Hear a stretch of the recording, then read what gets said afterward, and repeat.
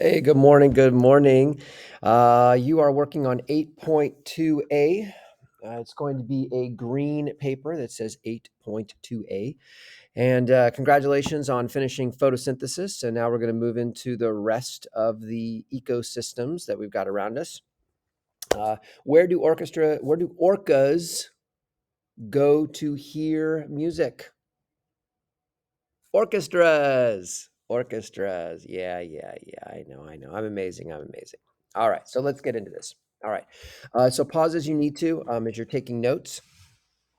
We're going to start with parts of the ecosystem. And everything in the ecosystem is either biotic, which means it's the living or once living parts of an environment. Bio is a root that means life.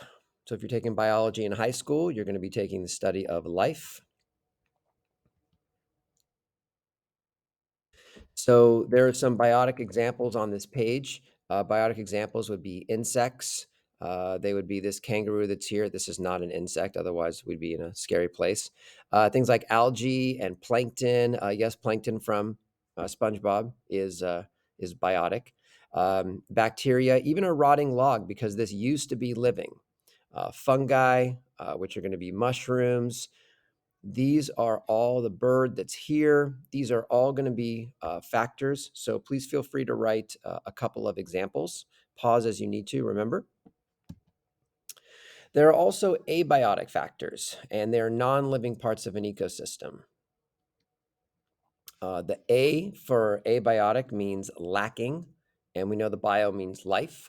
So abiotic is lacking life. Um, they definitely have an effect on living things, and they often determine the organisms that are able to live in a certain environment. So whether it's rocks or whether it's ice or water. So as we look at this same example again, the abiotic factors here are going to be clouds. These were never living, so this is abiotic. Sunlight and heat is abiotic. A termite mound is abiotic. The water here is abiotic. Rocks are abiotic. So anything that's not living, but they do have an effect on the biotic features that are in that area. As we talk about the living, we're going to talk about different types of biological organization. Before we start, where do sheep go on vacation? The Bahamas. That was pretty bad. I know. And so as we look at levels of organization, you can see this picture here where you start with an individual organism, a biotic feature, and an individual organism is just one. You can have a population of them, which is a group that live in the same place at the same time. You can have a community, which are all the different populations. The ecosystem is going to include everything that is biotic, bio meaning life, and abiotic, lacking life. And those are all part of the biosphere. So let's jump into some notes here. An organism is any living thing. This is definitely something you'll write down. It is a single individual from a population. So one seahorse, one cat, one mushroom, one bacteria, one blade of grass, one plant, an organism.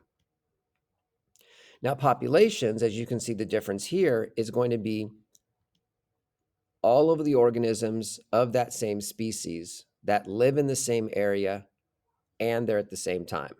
So they're all going to be, you're going to have anywhere from 2 to 1,000, 5,000, depending on how many there are, and they're going to be in the same place at the same time. Species are going to be a group of organisms that have similar traits. So you can see these have similar traits here: color, shape, size, similar traits of trees, similar traits of jellyfish. But the main thing is that they not just have similar traits, but they're able to have babies or have offspring. They can reproduce and the babies will actually live. That makes it a species. You're a species. You're part of the human species. If you have a dog at home, that dog is part of a species. It's part of a group of other organisms that can mate and that they can have offspring. Now, a community is going to be the group of interacting populations that live in the same geographic area at the same time, which means they are it's going to be everything. So like in this picture of a forest, we've got some foxes, we've got some birds, got some snakes, got some rabbits, have some trees. Remember, trees are biotic, so they are part of a community. And they're the interacting populations. Just to kind of go back here so we understand where we're going. We start with an organism that's one. We have a population that's going to be all of the organisms. We classify them as species because they're the same, similar traits. They can have babies. They're all part of a community, whether they hang out each other or attack each other, they're in the same community. And then they're all part of an ecosystem. And the ecosystem is going to be all the living things, biotic, and all the non-living things in a given area at a given time. So it's going to be at the same time in the same place. And the frog here, they're not going to be attacking the raccoons. The frog's not going to be attacking the deer. The deer is not going to be eating the fish, but they are interacting. And while they're interacting, they're all part of this biosphere, which includes the earth, all the surrounding atmosphere. It's made of all the different ecosystems. It's the topmost portion of the crust. It's all the waters that cover the Earth's surface. But all of these living parts of the ecosystem, they have limiting factors. And a limiting factor is anything that lowers or controls the size of a population. For example, the amount of water is going to control the size of a population, the amount of food, the amount of sunlight, even the amount of space. When trees and plants try to grow, they need lots of room. If they don't have enough room, they don't all get to grow.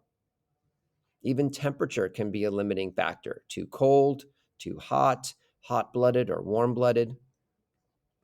So this is your introduction into ecosystems, about biotic and abiotic, about levels of biological organization. And don't worry, we'll be practicing this and looking at this as we go on. Have a great day. But before we go, let's do one more. How does a dog stop the recording on the TV? Presses the pause button.